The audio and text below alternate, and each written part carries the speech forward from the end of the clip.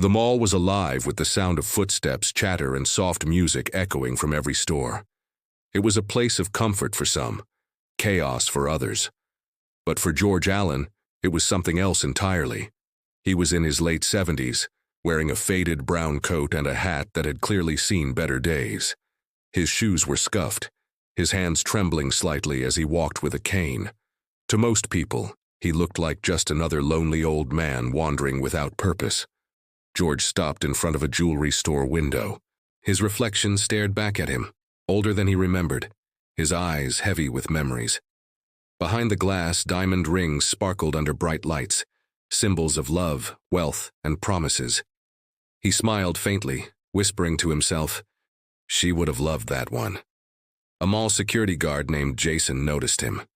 Jason was in his 30s, clean-cut, serious about his job, and always followed the rules. When he saw George leaning close to the window, he frowned. Jason walked over. "Sir, can I help you?" George turned slowly. "No, thank you, just looking." Jason folded his arms. "You've been standing here a while. Are you waiting for someone?" George hesitated. "No, not exactly." Jason sighed. "All right, well, please don't block the window. People are trying to shop." George nodded politely. "Of course, I'm sorry." He shuffled away, his steps slow but deliberate, heading toward the food court. At a nearby table, a few teenagers giggled as he passed. "Hey, Grandpa," one called out, laughing. "Lost your nursing home?" George didn't respond. He just kept walking. Jason saw the exchange and shook his head. "Kids these days," he muttered. But still, he couldn't help noticing that George seemed to wander the mall often, almost every day. Later that afternoon, Jason spotted George again, sitting quietly on a bench, holding a small paper bag. Inside it was a single cinnamon roll, the same kind he bought every visit. Jason approached him again.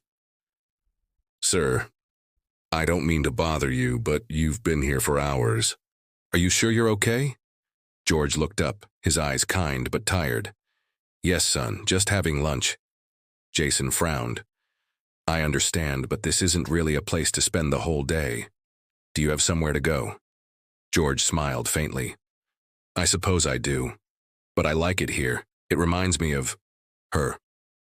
Jason blinked. "Her?" "My wife," George said softly.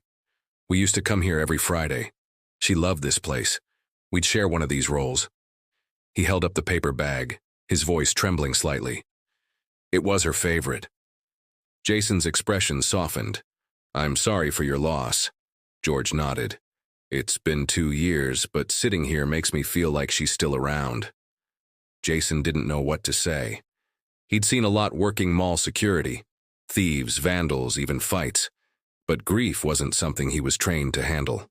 Just then, a manager from one of the stores walked by and frowned. "Jason, is that man still here?" "Yes, sir," Jason replied. "He's been wandering around all week. He's making some of our customers uncomfortable. Please escort him out." Jason hesitated. "He's not doing anything wrong." "Jason," the manager interrupted sharply. "Do your job." Reluctantly, Jason approached George again. "Sir, I'm really sorry, but I'm going to have to ask you to leave for today." George looked confused. "Did I do something wrong?" "No, sir. It's just policy." George stood slowly, his cane shaking slightly. "I see. Well, I didn't mean to cause any trouble." He gathered his small bag, smiled sadly, and began walking toward the exit. Jason watched him go, something heavy weighing on his chest.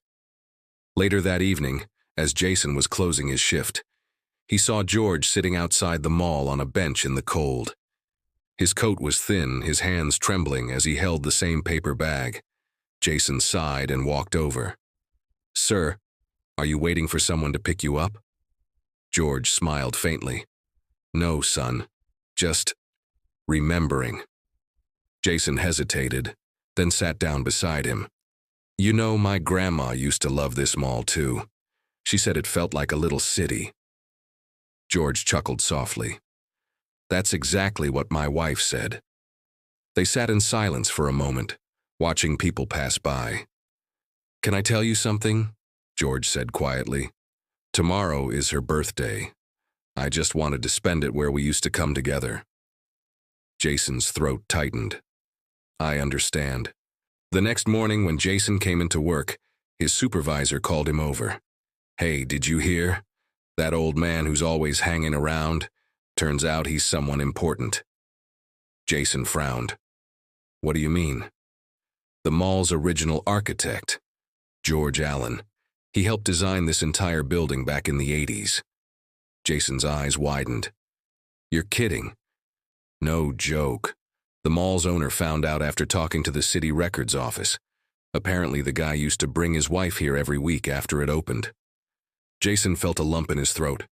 He remembered the way George looked at the walls, the floors, the ceilings, not like a customer but like a man walking through his own memories.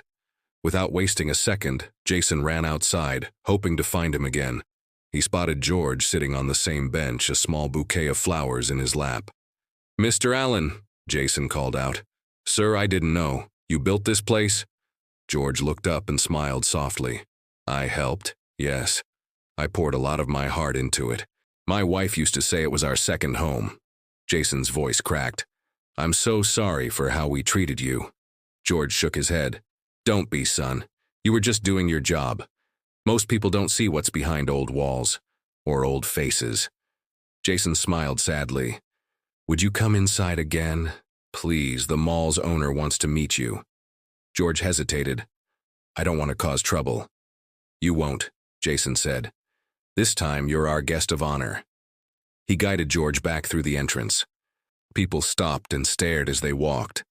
The same old man they had once ignored now treated with respect. The mall owner approached, shaking George's hand warmly. Mr. Allen, it's an honor. This place wouldn't exist without you. George's eyes filled with tears. She would have loved to hear that. The owner smiled. Then let's make sure everyone knows who you are.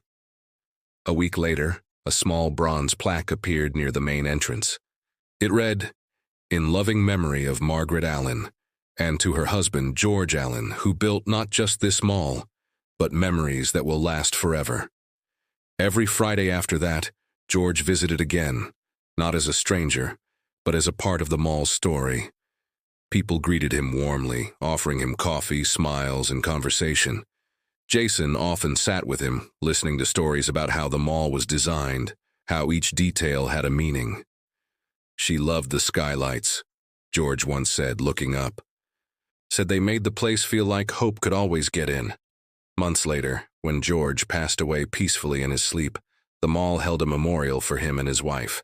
The lights were dimmed, music softly played, and people shared stories of kindness they'd witnessed in that very place. Jason stood by the plaque, tears in his eyes. You built more than walls, George, he whispered. You built a place where people could connect. Even me. Now every Friday, Jason brings a single cinnamon roll and places it under the plaque. A small act to honor a man who reminded everyone that even the quietest souls carry extraordinary stories.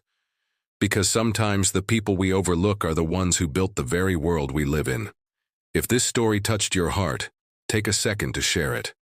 Comment below with a for George and his wife, and tell us if you've ever met someone who changed how you see the world. Don't forget to subscribe to Rewind Reality, where every story reminds us that kindness and legacy live on forever.